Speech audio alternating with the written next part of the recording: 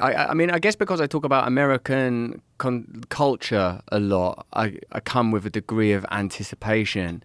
But it was a torrential rainstorm in Los Angeles. I'm aware that, like, you've moved out of there, that a lot of significant people in the space that I work in have moved out of there. And there was a feeling of uncanniness and eeriness. Some of the familiar sites for homelessness have been cleansed as if by Travis Bickle's rain. You know, it's sort of like just... Really? They've moved homeless people? For example, Gower Street. The Gower Street Bridge, there would always be sort of like a little tented community there. That seems to have been moved along, and maybe a perfect metaphor for that problem, you know, moving them rather than... You feel like those homeless people are still somewhere rather than that problem has found a resolution. No one really has a tangible resolution. I haven't heard one resolution that's like, okay, that we could put our fingers on, that's real. Do you know that in our country, during the pandemic, in London especially, but also in other cities, they temporarily housed homeless people as one of the pandemic measures? Like, we can't have people on the streets, they'll cough on someone, put them all in hotels, put them in hostels. They solved it, and then when they reached the point where they were happy that the pandemic that had levelled out, they kicked them all back out again.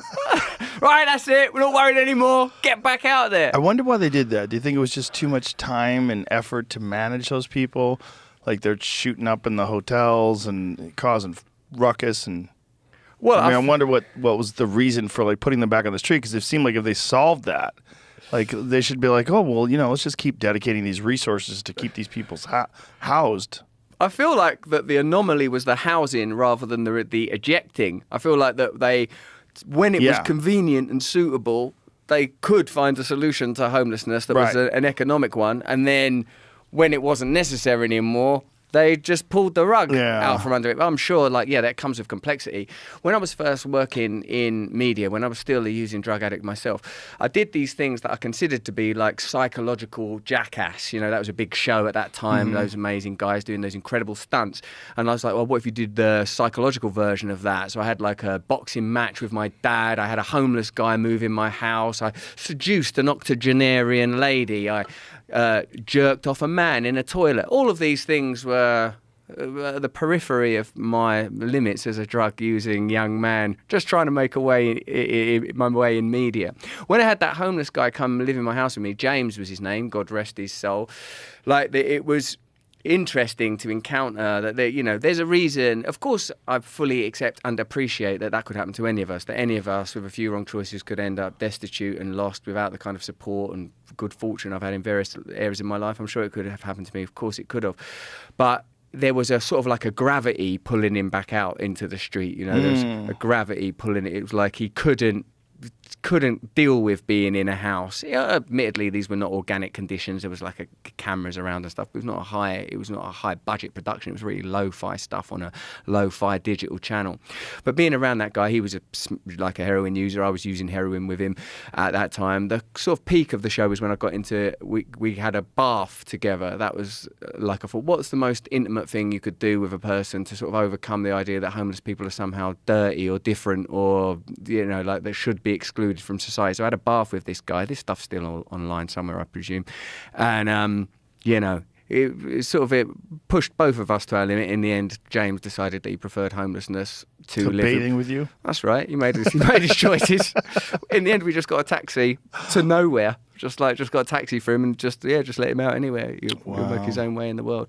Yeah, so like, of course, that problem of vagrancy and destitution, it's a difficult one to tackle. It makes me think that the culture is laid upon the planet. Like all culture, all civilization is laid upon the planet, laid upon Gaia, laid upon the earth. Like, you know, when you have people on here like Graham Hancock and Randall Carlson that talk about like the potential for like these seismic events and cataclysmic events that have reset civilization, it makes you recognize that all of our reference points, other than biological and cosmological, are cultural reference points and therefore temporal. And so a person living in a tent in the street is in a sense living a hunter-gatherer lifestyle in contemporary America, or living a post-apocalyptic lifestyle in contemporary America. It makes me think sometimes, Joe, maybe the apocalypse is not a forthcoming event. Maybe the apocalypse has already happened. Maybe we're living in the sort of already its gentle threads are encroaching upon apparent civilization. You know, when you're in comfortable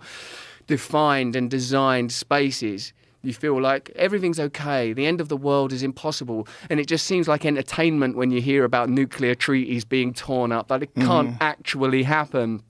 But of course it can. It's so temporal. It's happened forever. It's always happened. The people that it happened to then, they never saw it coming either. The way you're saying is very interesting, because I think the apocalypse is here on Earth.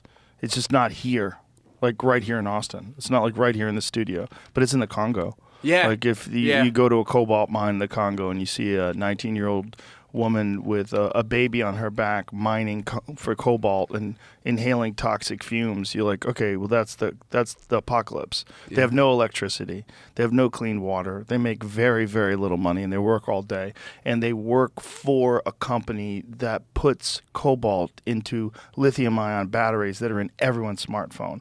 So the height of our technology is directly connected to what's essentially slave labor. And that's the apocalypse. I mean, that might as well be the apocalypse. That might as well be Mad Max. It might as well be. I mean, it's just as bad. It's just as horrific. There's a very beautiful bit of investigation. I saw that episode. Siddharth Kara, yeah. He wrote that. What is the book called? Cobalt Red. Yeah, it's all about cobalt mining in the Congo and his investigation that he did into it. It's very, very. It's inspiring that a person is that selfless and can make that sort of a commitment and risk their life and go to a very dangerous place and expose this, because he's a real journalist, like a real boots on the ground journalist that wants to show the world some things that are being hidden from them, because the people that are making enormous amounts of money from this that could fix it don't want to. They want to profit off of it at the exact level they're profiting off of it now, which means, paying people a couple cents an hour or whatever they pay them. It's horrific.